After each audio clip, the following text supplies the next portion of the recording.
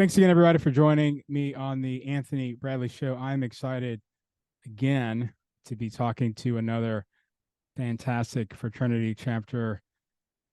This time, we'll be on the campus of Auburn University, and I have the president of AEPi for today's discussion. His name is Jackson, and we're going to have a conversation about his fraternity chapter and Greek life at Auburn. Jackson, thanks for joining us on the Anthony Bradley Show. Thank you. I appreciate it. So I want to make sure I got your last name pronounced correctly. Is it Haber? Yep, you got it. So Jackson Haber, the president of AEPi.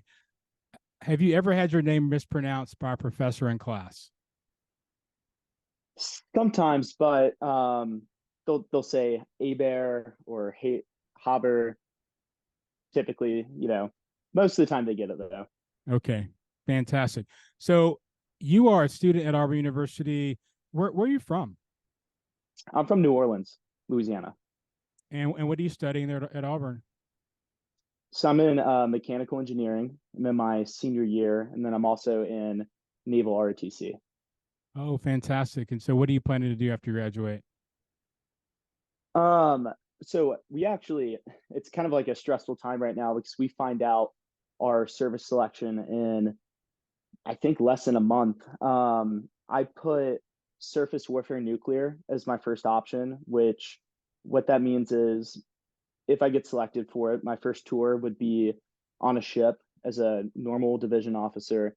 And then after that tour, once I get my SWO pin, I would go to power school in Charleston, South Carolina, and basically get certified to work in the nuclear department on an aircraft carrier for my second tour. So ideally, that would be the string of events that would follow graduation. Now, you're from New Orleans, you said, right? Yes, sir. And born and raised in the state of Louisiana. No, actually, I was I was in New Orleans all of high school. I was actually born in Youngstown, Ohio. Lived there for a year, and then moved to Jackson, Mississippi, for the next 13 years of my life. And then after that, moved to New Orleans. So kind of a little bit all over. But so you were born in Ohio, so there would be some connection to the Ohio State University, blah blah. And then you have real connections in the state of Mississippi, which could have drawn you to Ole Miss or Mississippi State even. And then you spend some important years in the state of Louisiana, and a lot of students in that area end up at LSU. And you didn't go to any of those schools. You chose Auburn. Why is it that? How did that happen? So yeah, it's a pretty cool story. I went to Isidore Newman High School, right in the heart of Uptown New Orleans. It's where all the Mannings went. Odell Beckham Jr. went there. And so kind of like Michael Lewis, the author of Moneyball, went there. Really good private school. And we were fortunate enough to go on a trip to Washington, D.C. As our big ninth grade trip. That's a tradition they've done for decades. And we took the trip to DC, and at the time had really no big interest in the military, let alone the Navy. But one of the things they do is they tour the Naval Academy. And we toured the Naval Academy, and all of a sudden I felt this like big calling. And I was like, you know what? Maybe this is like what I should do. So for the next 3 years, I worked really hard, keeping my grades up, working on my ACT scores, and what have you, to put myself in a position to get accepted to the academy. It's a very long application process. I got very close. I got 2 congressional nominations, but in the end, the Naval Academy said no. And as a backup, I applied to schools that had good engineering programs and good naval ROTC programs.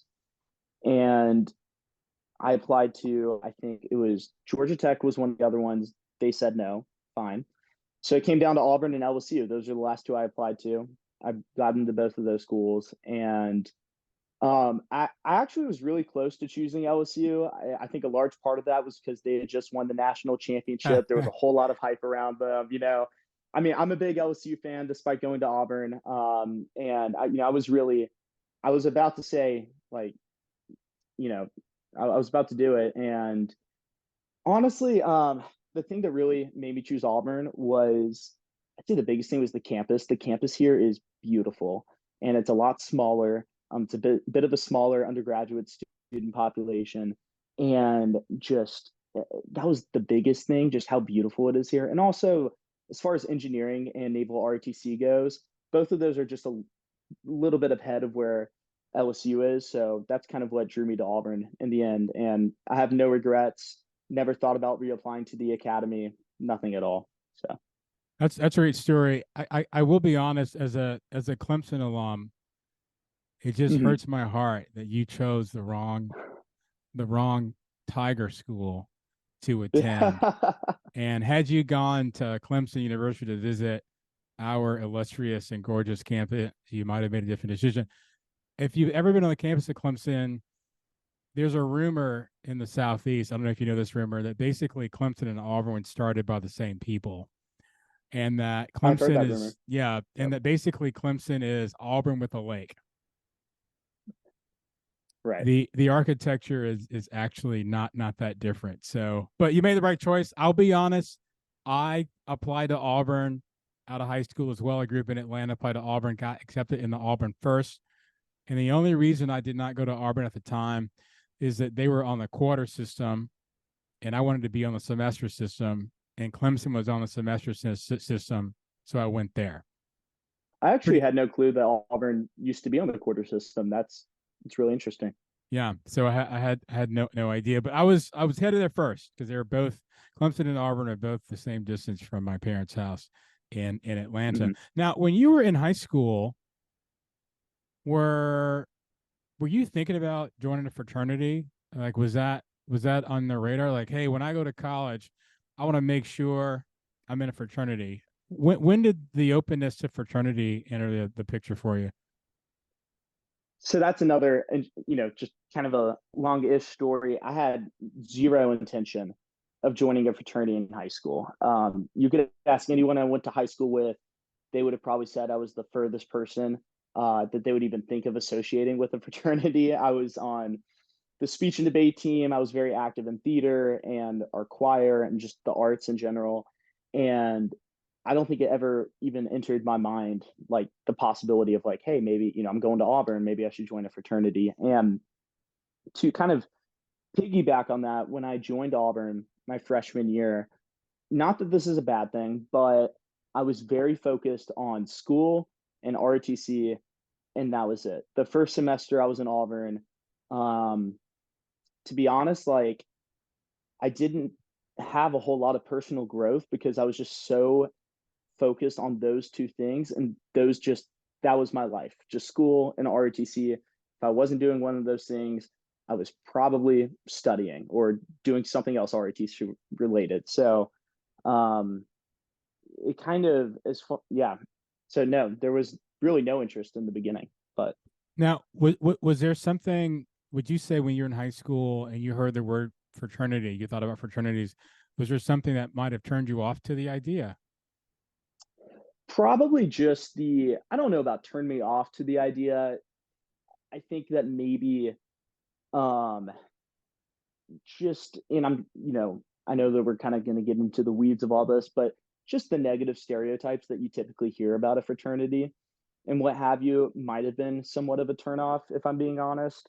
But obviously that was before a time where I really understood what a fraternity is about. And not being in college, being in high school, it's really hard to understand from an outsider's perspective what that is about. But So you're the president of your chapter now. And as you mm, said, and we'll talk more about this in just a moment, there are these negative stereotypes, and you've experienced it in a completely different way. I get a lot of parents that listen to this podcast and these conversations with me and fraternity presidents. And I'm wondering if you could just sort of frame in the best way you can why you think fraternities can be good things. Like what's good about a fraternity? Like when you talk about it at Rush and during the pledge season, what kind of things do you tell people that make fraternities great places instead of places, as a Mhm. stereotype, that turn guys into tools, right? That there is this Right. idea that you might be a regular guy and you join a fraternity, you'll become a terrible person. Right. And that fraternities aren't good. So how would you speak about fraternities in a way that might reference the fact that they can be a value add to a man's life? Mhm. So I think to address that question, it's important to kind of back up and think about why fraternities do get this bad rap. And I think I truly believe this. I think it's because fraternities are an easy scapegoat.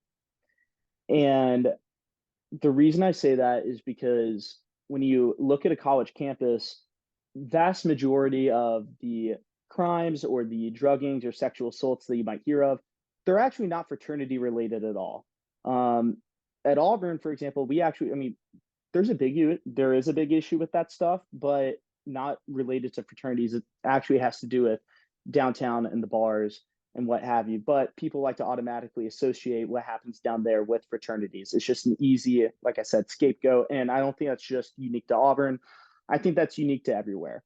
With that being said, yes, there's going to be bad people wherever you go in life. And although I'd like to say that all fraternities, there's not a single bad fraternity, or sorry, there's not a single bad brother in any fraternity in the world.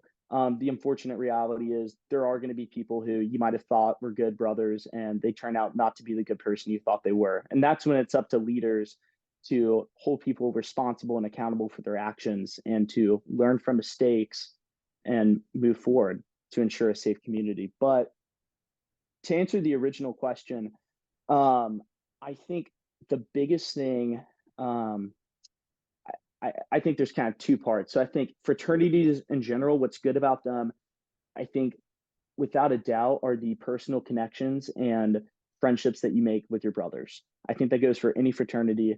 And when you look at any fraternity's core values and their moral compasses and whatnot, it's all overall and it's all about brotherhood and the personal connections that you make with your brothers, which is absolutely such an important thing during one's college career.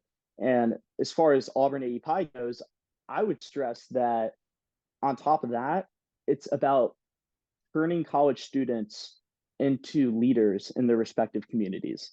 And we have a long track record of alumni who have gone out and done just that. And that's something that, as a president, I've been trying to continue and look forward to continuing here and beyond. Um, yeah. Yeah, and so I think you're exactly right. The data, I mean, I've written a book on why Mm-hmm. fraternities are great things, and the brotherhood aspect is most certainly the case. And you're exactly right about some of the issues with the negative stereotypes. What we find is that, as Chad Frick said at Clemson University, fraternities don't make men terrible.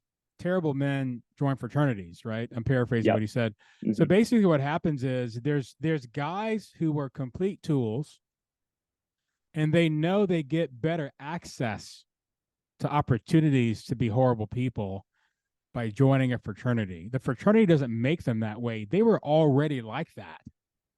Mm-hmm.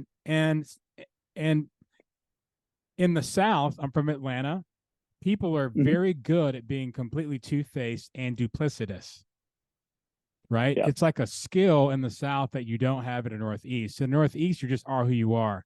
But in the South, you learn how to, on Sunday, be one person. And then on Thursday night, Friday night, and Saturday night, you're a completely different kind of human. And your grandparents and Mm-hmm. parents have no idea. Right. And so you know how to fake your way through pledging and rushing, and then you become rushing and pledging, and then Mm-hmm. you show your true colors later, and then the fraternity has responsibility to deal with the terribleness that snuck in, right? Right. because fraternities Totally agree. don't want terrible people, because terrible people will get you suspended, Correct. Yep, right? exactly. I mean, Point right? of They're case. risky. So you do not want them. So this idea that fraternities are wide open to these horrible guys coming in is not true, because their chapters, right, their charter and their ability to Hmm. function on campus is dependent on them not letting the wrong guy in. Totally agree. Is that fair? Yeah, no, I 100% agree with that. And it's like what I said. It's it's the job of the rush chair and the executive board to find guys who they want to bid, who they think are good people. And there's a process for all that. No fraternity is just open to all. If they were, then every fraternity would be suspended. It's just right. But um, with that being said, it's exactly what you said. There are people who can fake a persona, or maybe they were the good person we thought they were, and then over time they change into somebody who they weren't initially. So that Yeah, happens too. And I don't think that's a product of the fraternity. I think that's just a product of whatever's going on in that person's life, because that's the last thing anybody wants is a fraternity or a chapter president. But absolutely. And we also see that when people start drinking, mm-hmm, they become a different person. Or actually, you might say they become their real self, right? The mm-hmm, person that they're not hiding and pushing down. The alcohol is like truth serum. You kind of see who the real person is. If a guy who is legally of age drinking and he is still an awesome person, that's depth. I mean, the guy is genuinely a great person. If he starts mm-hmm. drinking and he becomes a different human, then that the person that you're seeing is the real him. Right? Yeah, And no, it's really unfortunate that you guys, as exec team members, as upperclassmen, have the burden of trying to test that out and screen that out and see what comes up during the rush and the pledging process. So you're the president of AEPi. Can you tell us what AEPi stands for the listeners? sure. Alpha Epsilon Pi. And when you were a freshman or a sophomore and you were doing the rush process, what was it Mm-hmm. about your experience with AEPi as you, I mean, did you rush a lot of chapters? Did you go by and visit houses, or did you only look at it at AEPi? So, so like I was saying earlier, my first semester really hardly did anything at all. I never even went near downtown. I probably went to two house parties, and that was the extent of having fun my freshman year. And what kind of started to change that was so first off, a little background. I'm Jewish, and AEPi, as probably a lot of listeners know or may not know, is a Jewish values based fraternity. And my first semester, one of the things that was really hard was finding a Jewish community in Auburn. And that's not because that there isn't a Jewish fraternity. It I'm sorry, that's not because that there isn't a Jewish community. There is. There's actually a very strong one, which I'm about to get into. I just wasn't doing I wasn't taking the right steps to reach out and try to find that community. I kind of just expected it to dawn upon me. And I was, I was so focused on what I was doing, I never really thought about, hey, maybe I should try to find other people like me. And towards the end of my first semester, I went to my first Hillel event. And for listeners who don't know, Hillel is a national collegiate Jewish organization. They have different chapters on different campuses, somewhat similar to Chabad, although that's a little different. We don't have one of those. Um, and so, anyways, I went to my first Hillel event. It was a Hanukkah like campfire. I think it was like late in November. So close to finals time, it was like the last event of the year. And I was there and I met a bunch of other Jewish people for the first time when I was in Auburn. I was like, man, why am I not doing this more? Like, I don't feel so lost anymore. Um, and over winter break, I kind of made it like a New Year's resolution. I was like, okay, I'm going to go to more Hillel events. And For context, at the time, I had kind of known that there was a Jewish fraternity on campus. At the time, I could not have told you what they were even called. Um, I had heard that there was one, still had no interest in rushing a fraternity at that point in my life. Anyways, fast forward to second semester my freshman year.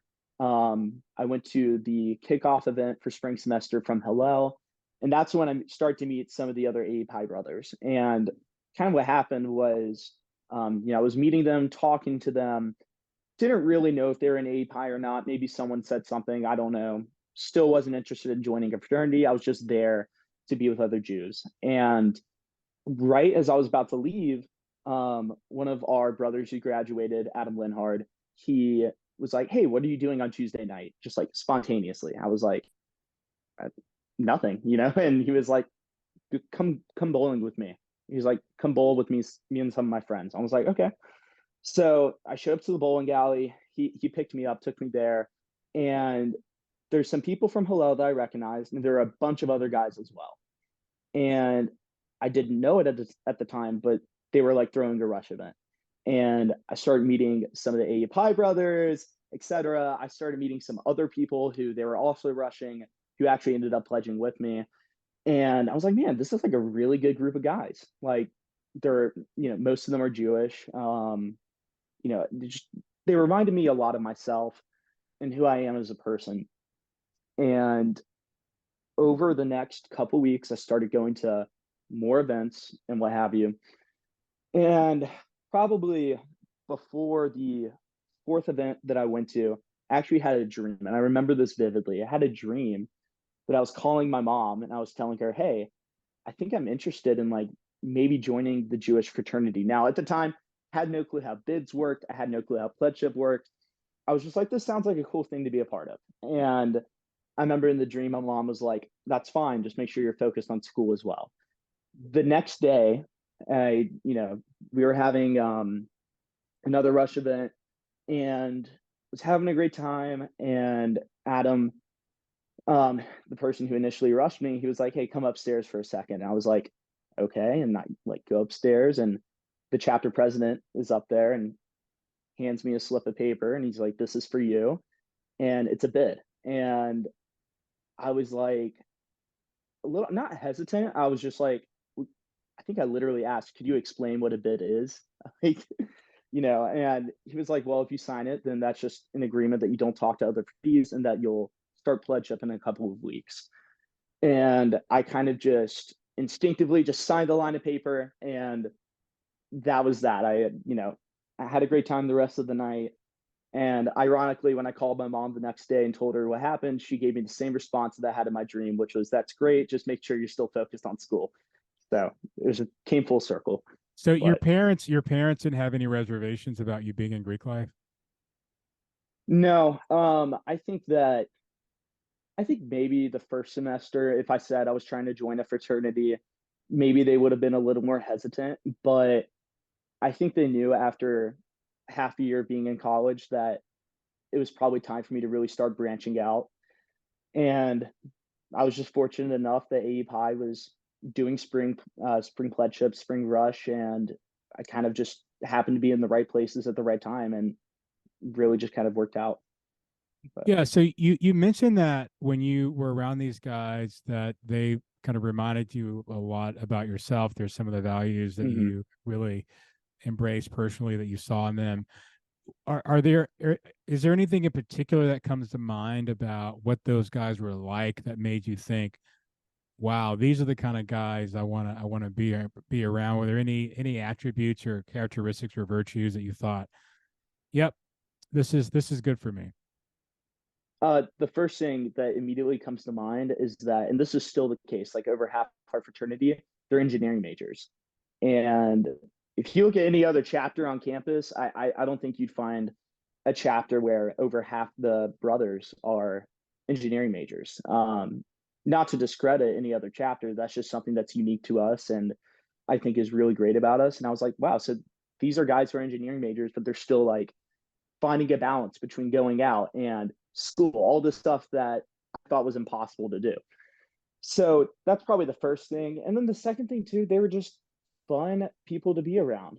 They would talk to you. They would ask you questions about yourself. I always, I felt so lost my first semester. I never had anybody, maybe aside from a couple of friends that I had at the time, I never really had a close connection with anyone. And then out of nowhere, they're asking me all about me and my life and trying to find out more about me. And in turn, I was asking about them. And that just made me feel really at home.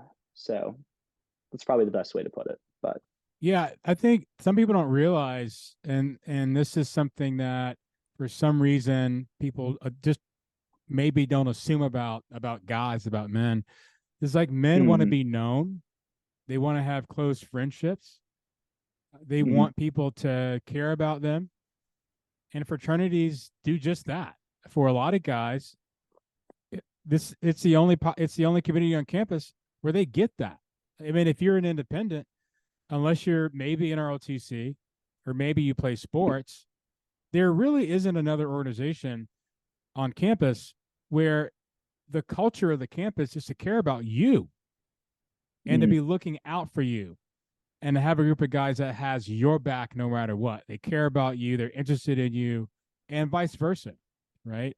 Yep. So these are some of the things that I tell parents, like, listen, you want your son in a fraternity because he needs a group of guys who are looking out for his best interests.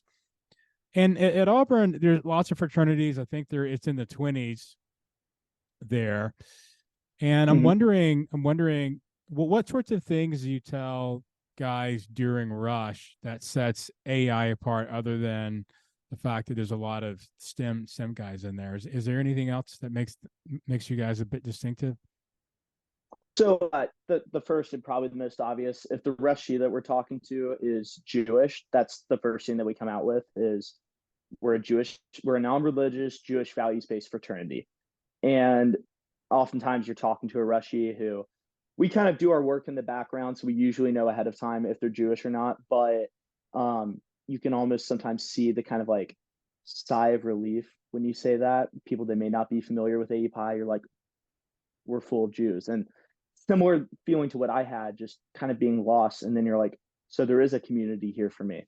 Um, and then for someone who's not Jewish, and our chapter is, we have a variety of different religious and ethnic backgrounds. We're not exclusive to Jewish people. We have Christians, um, we have Buddhists, and the list goes on and on.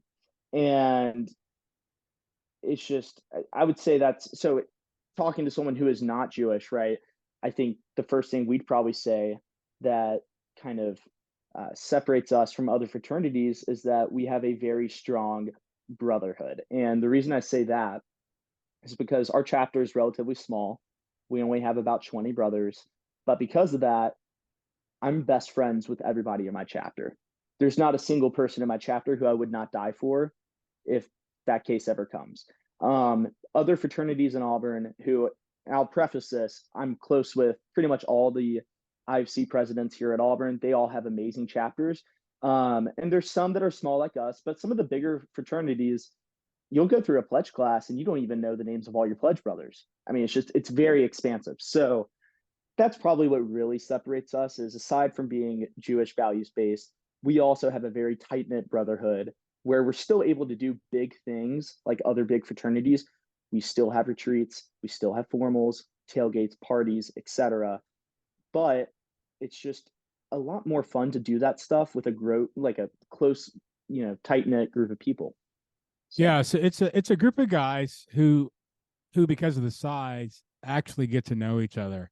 And we're mm-hmm, not throwing shade on those larger fraternities, of course, but it's different when your pledge class is 70 guys or 80 guys. Sometimes yeah, on Instagram I'll see introducing, right, the sort of fall pledge class of like 83, and I'm like, wow, that's a challenge to manage. I wonder what the relationships are like in terms of depth. I think probably what it is they're clustered mm-hmm, within that pledge class that are really close. You just can't get to know anybody. It's just a different culture, mm-hmm, just a different experience. It's a great experience, but it's just a little different. I was really struck by the AEPi pledge. I want to get your thoughts on the pledge, and I'm Mhm. imagining this is something that you invite uh, guys to think about deeply as they're pledging the fraternity. I want to read this first one here and get some of your thoughts here because I think these are absolutely fantastic. This is the first one. I understand that as a brother or new member of Alpha Epsilon Pi, I will take seriously my responsibility to safeguard all brothers, guests, neighbors, and others in the community.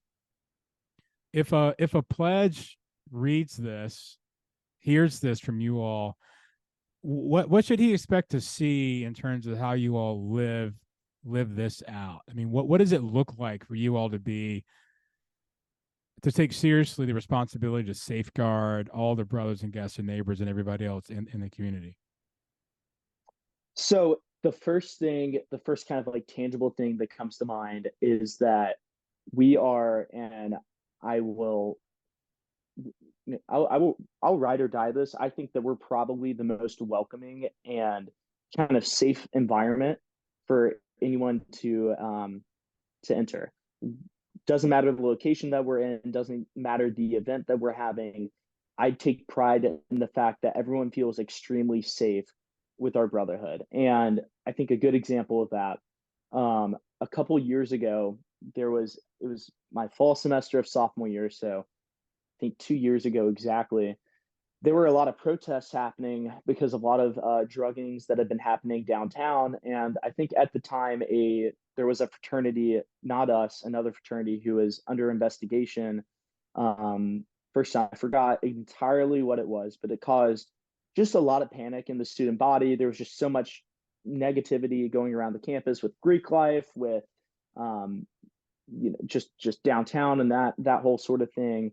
And we posted, I don't know any other fraternity that did this, but we posted on our Instagram this whole thing about there's a document, and it was just like, you know, from the brothers of AEPi Theta. We just want to make sure everyone knows that everyone is safe with us, everyone is welcome, doesn't matter your background, your sexuality, etc. And we're open to all, all guests of any kind, and we want to make sure that you feel safe, and it's our responsibility to do that. And we put that out there, and we got so much positive response from people that we didn't even know. Just the Instagram comments, and then even like more people started showing up to stuff, and just, I mean, they would come up to, I wasn't on the e-board at the time, but they would come up to like our chapter president, vice president, and just say, hey, we really appreciate what y'all are doing, especially in this time. So that's just something I take pride in, the fact that we really preface a safe environment for everybody. And that goes for any AEPi chapter. I'm very close. One of my best friends is the Alabama AEPi president. He would give you the same exact response. He would be like, our biggest thing is safety and making sure our guests and brothers alike are welcome and feel safe wherever we are. It's a great opportunity for the e-board, which is the executive board of a chapter, Mm-hmm. to create a culture. I mean, one of the things that I highlight in the book, Heroic Fraternities, is the invitation for every chapter on every campus to do whatever they can to have this one reputation, that our chapter is the safest place for women on campus, period. And for that to be something that is well known, that it's so well known that high school kids talk about it. If you go to Auburn, the safest place for women on the campus would be, for example, the brothers of AEPi. In fact, it's so safe.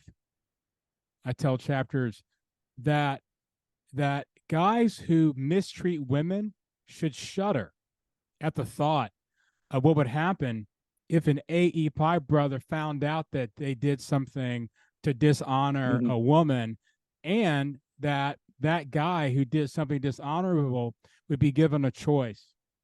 Choice A would be to call the campus police. Choice B would be to call a brother in AEI.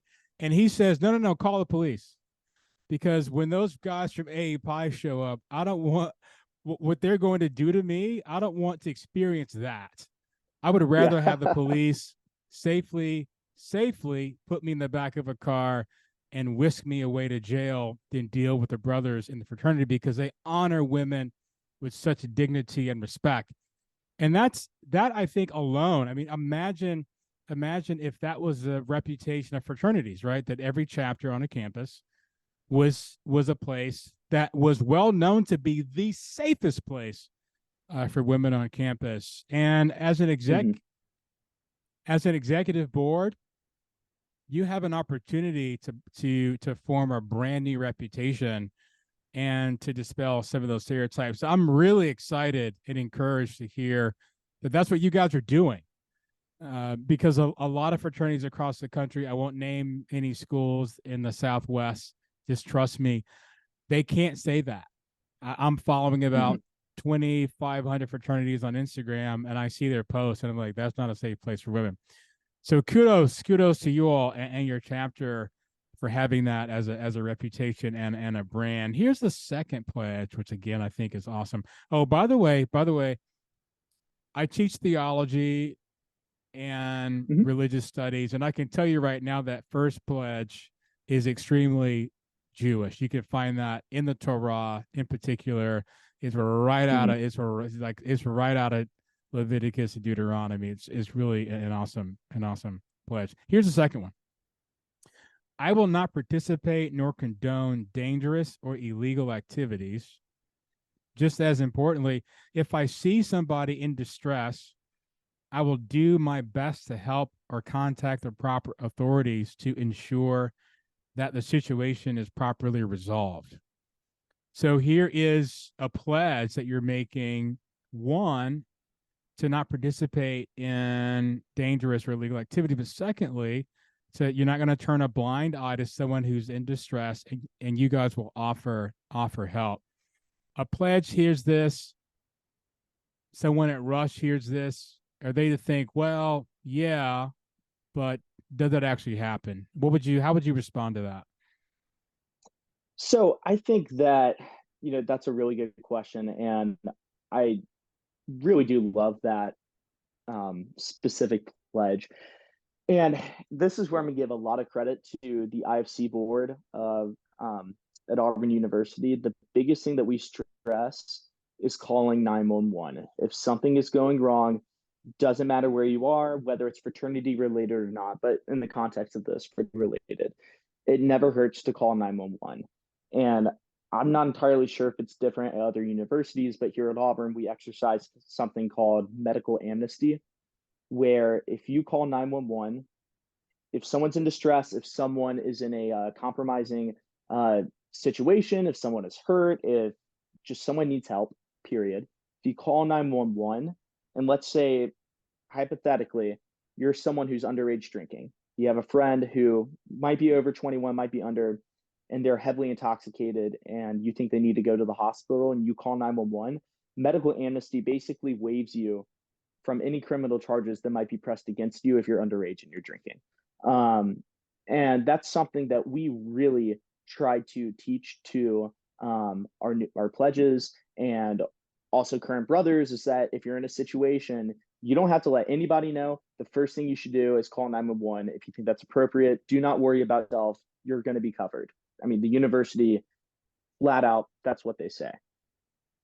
And unfortunately, the reason that the IFC had to institute that framework is that, we've seen over the last 15, 20 years, guys dying during the Mm-hmm. pledge process. And sadly, one of the reasons is that nobody wanted to get in trouble. So they didn't call 911, and Yep. the young man was really in some physical distress, and really uh, sadly died because no one got him help. I'm wondering within the chapter itself. You Mm-hmm. mentioned accountability.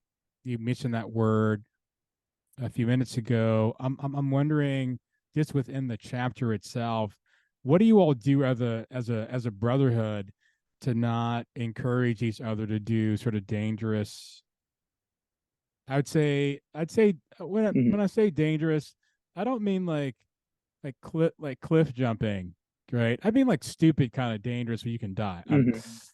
Because I think there is some aspect of developing into a man where you need to face danger so you can grow, right? It's kind of a Yep. necessary part of becoming a man is facing some danger. I'm not saying that you should go in the woods and wrestle a bear. I'm not saying that, right? Yeah. But you need to face some adversity and some challenge and some risk in order to grow as a man. I'm wondering for your chapter and your brotherhood, how do you all inspire people, inspire each other to sort of do the right thing?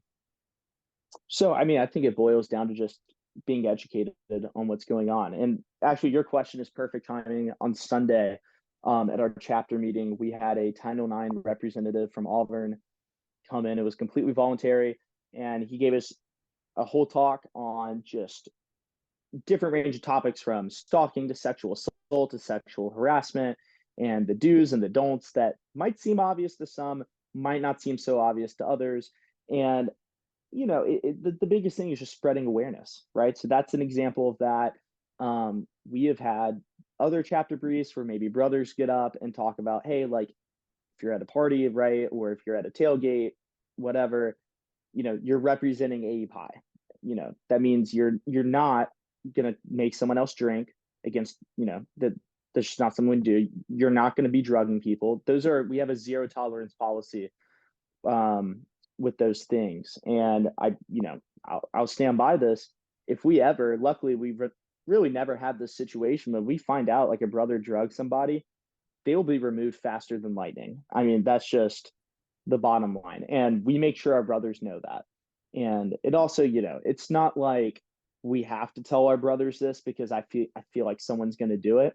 No, I think our chapter's full of good people, but it's still important to know the expectations, especially because when you're welcoming in guests, you might not know all the guests that are at whatever event that you're throwing, right? So you need to be aware of the situation. If you see something, you need to say something and also act on it.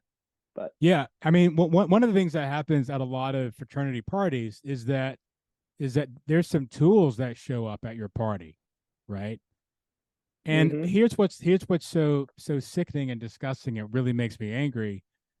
The independent guy is the one at your party drugging, but then you all get the blame, right? Oh, it's one of those APIs. No, it wasn't one of us. It was this guy that we brought that we allowed as a guest to come on our mm-hmm, party because he needs some sort of social community because he doesn't have one, right? right, So we let mm-hmm, him into our party, and then he acts like an idiot and does mm-hmm. something really dumb and jeopardizes our chapter.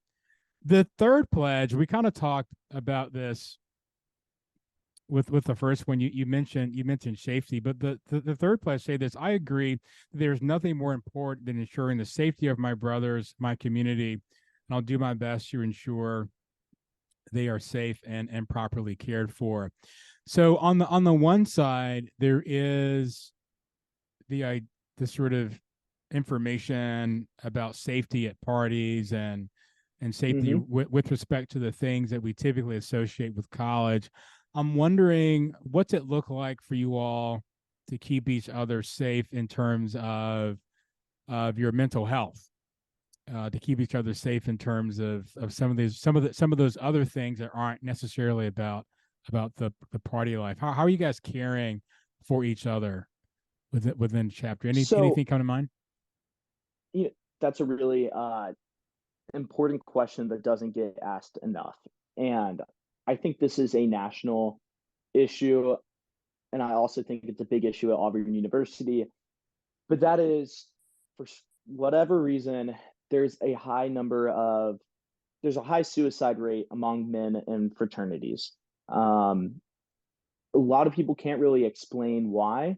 I think the answer might be a little more simple than what we think it to be. I think straight up, a lot of people don't associate men with having issues with mental health. I think men struggle way more with mental health than we realize. I've had very dark places in my life, been in very dark places in my life where it was AEPi and my brothers who helped lift me out of that dark spot. Um, and that all comes down to being your brother's keeper. And that's a phrase that AEPi instituted, and it's we take that to heart. You have to be your brother's keeper. So that just means, if you think something's going on with a brother, if they're not quite acting right, if they're seeming a little more down than usual, we make it very clear you need to ask what's going on. Don't be like confrontational about it. Don't be patronizing, but be your brother's keeper. Be a good brother, and even more importantly, be a good friend, right? Um, so I think that's what it kind of comes down to as far as like mental health and kind of that sort of stigma that like men don't have feelings, right? We have feelings just as good, if not, just as strong as anyone else. Um, it can just sometimes, especially with men in fraternities, I think people sometimes think that they don't really have feelings and all they like to do is party hard and whatnot. And it goes way deeper than that. But Yeah, one of the things that I mentioned in the book that I wrote, Heroic Fraternities, right in the beginning of the book, is that a lot of guys, just like everybody else in the culture, is struggling with depression mm, and anxiety.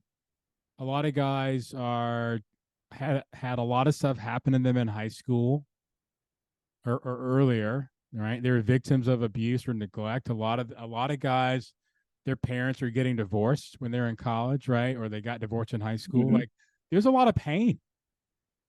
There's a lot of pain. And a lot of guys, what a lot of guys do at fraternities is they drink their pain away, hmm right? They use alcohol or even sex to sort of numb their pain.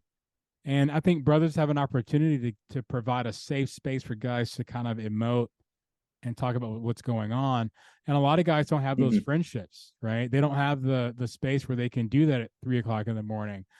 And the fact that you guys are intentionally being each other's keepers, using the word brother, using the word friend, saying, "Hey, I'm here for you no matter what," right? No matter how bad it hmm is, how dark it is, to sort of provide that. I think the suicide problem is something that people don't realize. It actually shocked me when I started working on the book. The thing that almost had me in tears on Instagram, it was like a couple of times a month I would see, with sadness, we would like to, unfortunately announce the death, the passing of our brother, blah blah blah. And I'm thinking, man, like a lot of guys are in hmm crisis, and men are struggling in this country. And again, that's just not the stereotype. I mean, when people think about right. fraternity life, they just sort of think about the parties. They think about all the stuff they see in some stupid, Zac Efron movie. Like that's what it's about. But it's a group hmm of guys who are caring for each other in the good times and the bad times.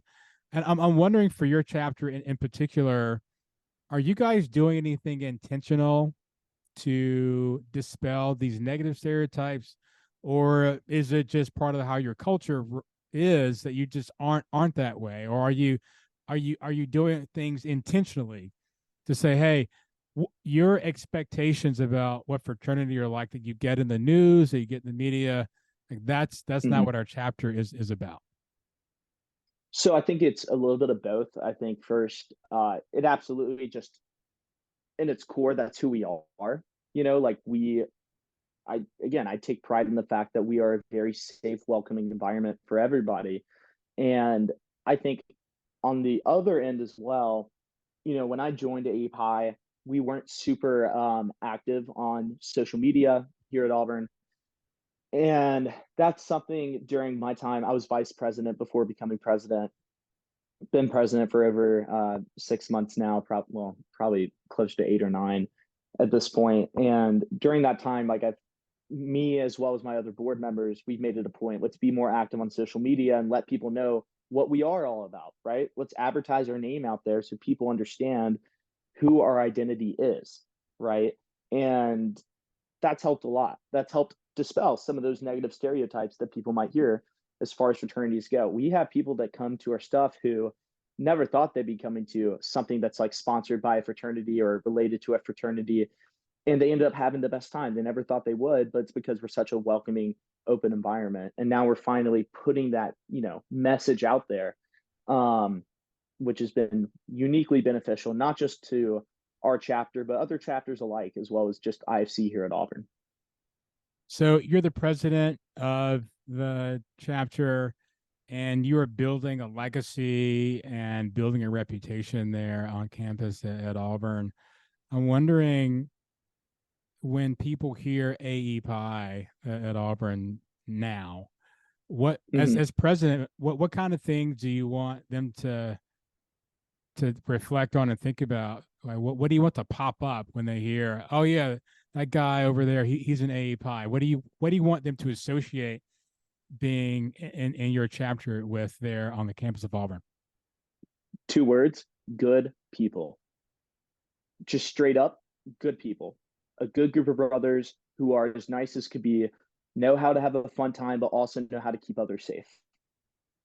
And what kind of legacy do you want to leave? When you're 30 years old and you're living somewhere, probably, you Mm-hmm. might at that point be a pretty advanced officer in the Navy. If you stay in, who knows? You might be on an aircraft carrier, on a submarine near Dubai or something, and you're watching it.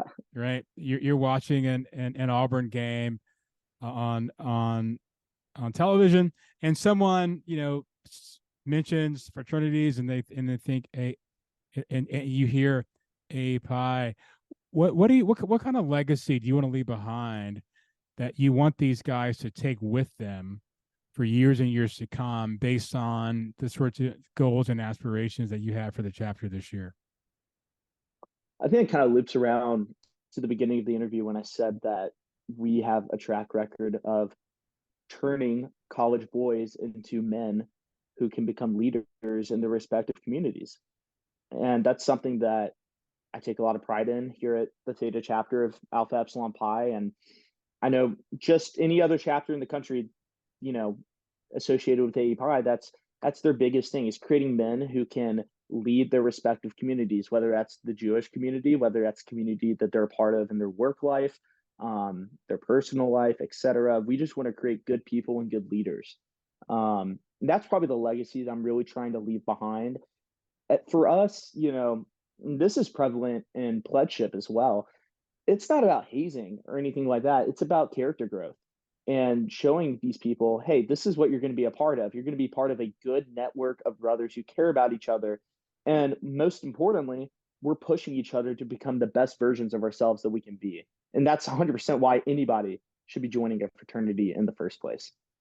Yeah, you absolutely nailed it. I think what makes a great fraternity great is the focus on character. If you Mm-hmm. want to join a fraternity just to have a group of guys to hang out with and party with, then what's the point? I mean, the whole history of You could just be fraternities, right. yeah, the whole history of fraternities is a formative organization that focuses on personal development and growth. I mean, that's what the design is. And the fact that you, as the president, or even framing your chapter that way, to me, has you guys stand out, because most chapters across the country, and I'm saying that because I follow them, most chapters across the country, they may say that, but they don't do that. And some of them, because I watch them on Instagram, they're actually just about the social aspect, and they're not about the personal growth and the formation. I mean, you yourself noted that your freshman year in college, you didn't experience any personal growth. The personal growth came after you joined this brotherhood, Pledge right? AEPi. Yep. Mm-hmm. Absolutely. And that character development that you mentioned, I think that's the point, of everything, because you can't be a leader, a good leader, and not have character. Mm-hmm. You just can't do it. Otherwise, what we see is leaders who end up hurting people, doing stupid things, ruining their lives and their families and their career because they had no character. So it's really And I think it extraordinary. also, Go ahead. yeah, and I think it's all about, to that point, integrity too. You can't, there's something that they say in the Navy and the military, I think it's applicable to any aspect of life, is that you can't be a good leader 99% of the time.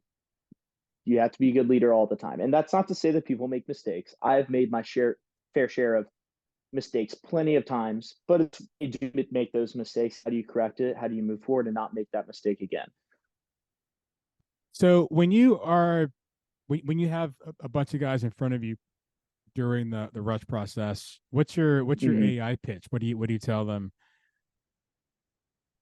So, funny enough, so a lot of the guys that we try to rush are people who kind of like similar to me, never really thought they'd be in the position to be pledging a fraternity. Um, Now on the flip side, we have rushed guys in the past who absolutely wanted to join a fraternity, but I'd say like overall, our base of rushies are usually people who, if they're, you know, starting with the basics, if they're not Jewish, then they're probably someone who's trying to find meaning in their college experience.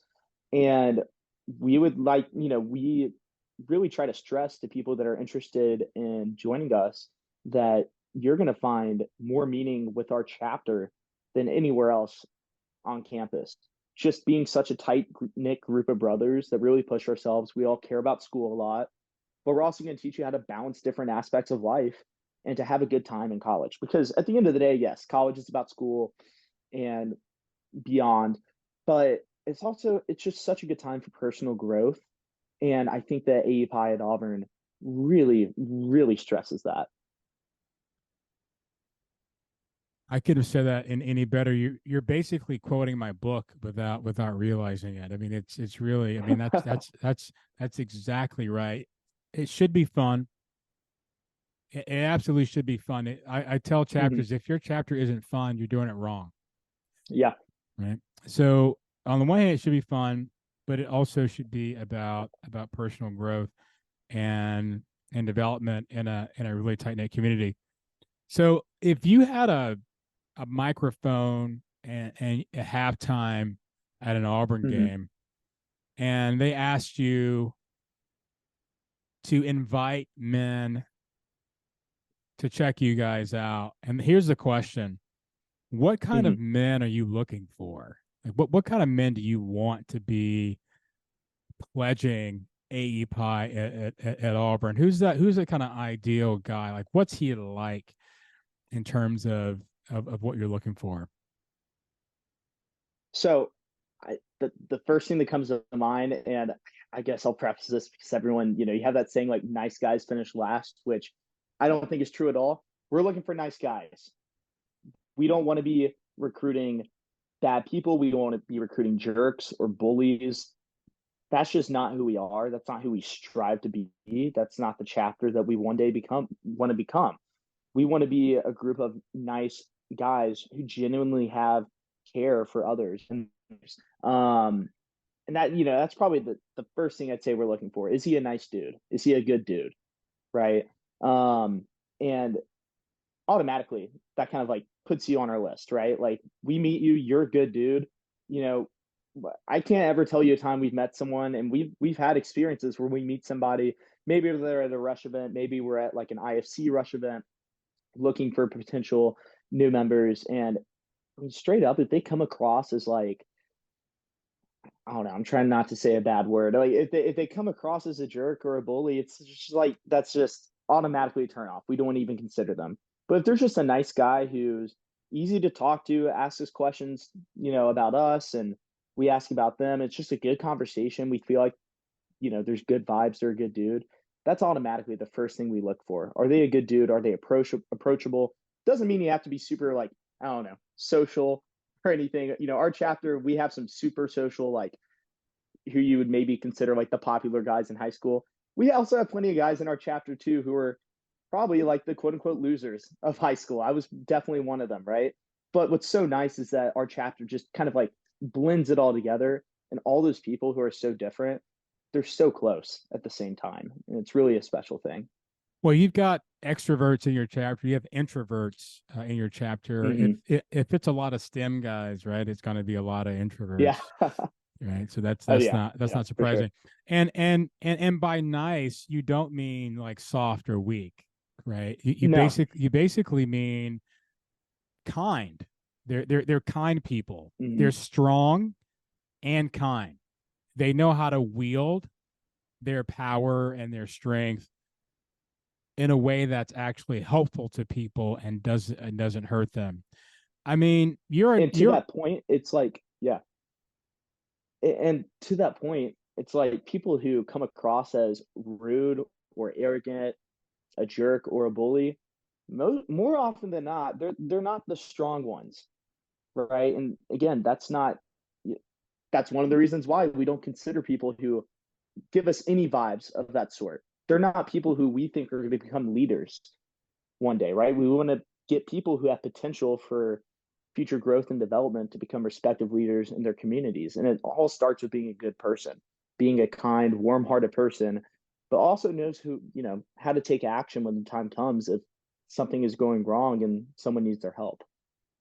Yeah, and someone might look at you and say, "Oh, he's a nice guy," but what that really means, and this is basically how I'm framing this heroic fraternity project, is that Mm-hmm. the guys like you, Jackson, you use your power and your strength and your presence and your creativity for the benefit of your brothers and other people, right? So that's what you're using all of these attributes for, like your power and your Mm-hmm. strength is for the benefit of helping other people. It's not for the benefit of you advancing like selfishness or narcissism, because a lot of people use their strength and the power to hurt people. But you're going to use your strength and Right. power to help people. And listen. Yes, he's a nice guy, but ladies and gentlemen, he's in the Navy ROTC, right? And so he's training for a life of combat against enemies that includes the potential of death. So it's the kind of community, as you mentioned earlier, where you've got your ride or die guys, right? You've got your Mm-hmm. brothers for whom you guys are willing to die for each other if it came to that. I mean, that's just how close Yep. you guys actually are. That's really really fantastic. I can't tell you the music that I'm hearing right now. It's like a Bach symphony. To be honest, one last question here. Yeah. When you again are 30 or 40 or 50, you're having conversations with your son about your college years, okay? Or maybe all of your sons. Let's say you have 6 kids, right? You have 4 sons, 2 daughters. Mm-hmm. And they're like, Dad, what was it like at Auburn? And we don't mean the football program, but like, what was it like to be in a fraternity at Auburn? Like, what kinds of things do you think you're going to tell your kids about about how good being an AEPi at Auburn was for you? Oh, best times of my life. That's probably what I'd open up with. Just all around the most fun, just roller coaster of my life. It's not that there were any downs in that roller coaster; just kept going up and up and up, and it was just my entire experience at AEPi and being in a fraternity here at Auburn, but specifically AEPi, has just been nothing but fun and insightful. And whether that and that doesn't, yes, that includes like the actual just like the fun involved, but again, just the connections that I made with my brothers. I totally believe that like I'll probably be in the wedding party for most of my fraternity brothers, right? I'd say if I could have like a 20 guy wedding party at my wedding, it'd be all AEPi, right? Like and that's just something so special. And I just had just best times of my life. And you know what? They really saved me at a time when I needed that and when I needed to find out the person who I was. Um, and just joining AEPi, they've just made me the best version of myself that I could possibly be. And whenever kind of, because we all have moments where we start to kind of stray away from maybe who we really are, they're always there to catch me and throw me right back to that person that I am. And that kind of comes back to being your brother's keeper. So, And you've had the benefit of experiencing that for a couple of years, and as, mhm. as president, you've had the opportunity to actually lead that vision and continue it.